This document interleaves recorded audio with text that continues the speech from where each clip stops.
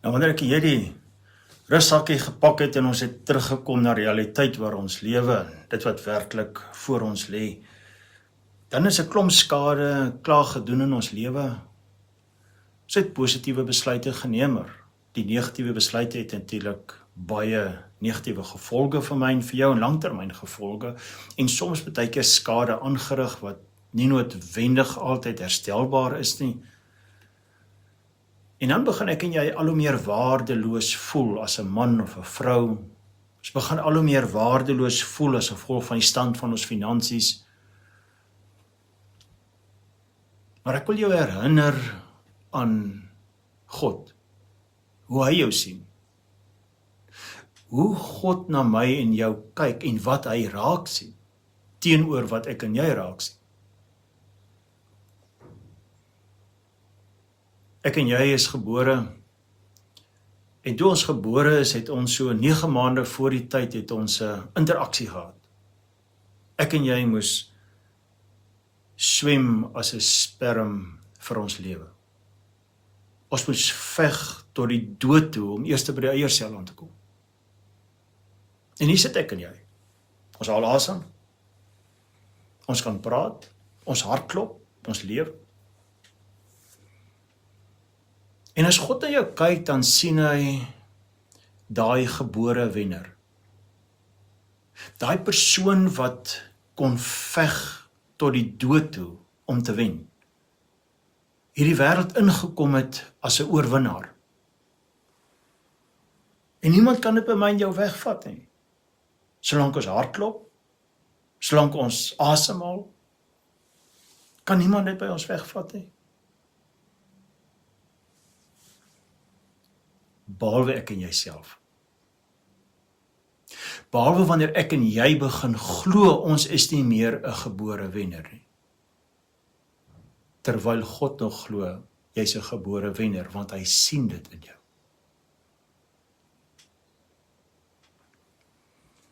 Ek en jy begin glo ons is nie meer 'n gebore wenner nie, wanneer ons uit verkeerde besluite op 'n plek gekom het waar ons vasgevang is in hierdie emosionele tronk.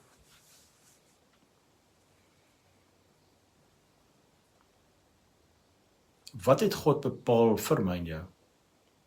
Hy het bepaal dat ek en jy het ons wennerstatus uit oor verloop van tyd, deur die opgroeifase van een waar ons ouers ons ontwikkel het om van ons emosies te help bestuur, te begin dink waaroor ons dink, het hy ons ouers gevra, ons ouers moet ons help. Dis die instink van die ouer, dis die natuur van die ouer, dis 'n natuurlike behoefte van 'n ouer is om 'n kind op te pas.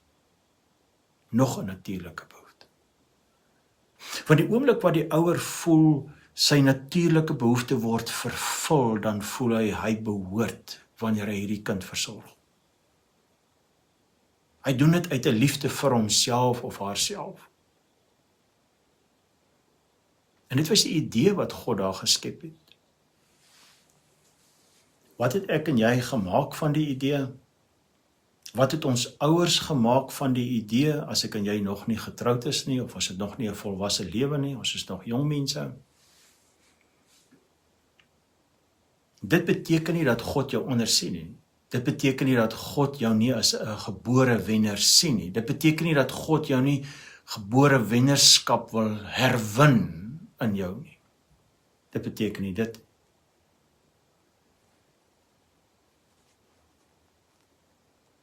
En dit gaan alles oor wat ek glo wat God van my dink.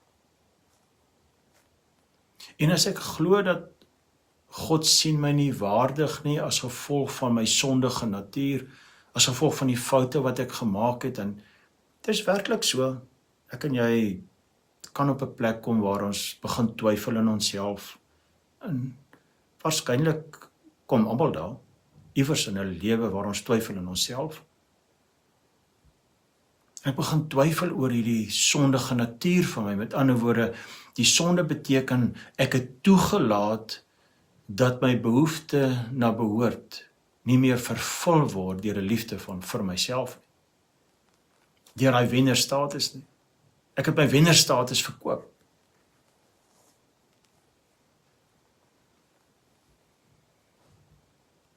Die uitdaging wat ek in jou het is eintlik nie so groot nie. Die uitdaging wat ek in jou het is, ons moet net kan begin glo hoe God ons sien. Want die boodskap wat die wêreld vir my en vir jou gee is nie altyd so God welgevallig nie.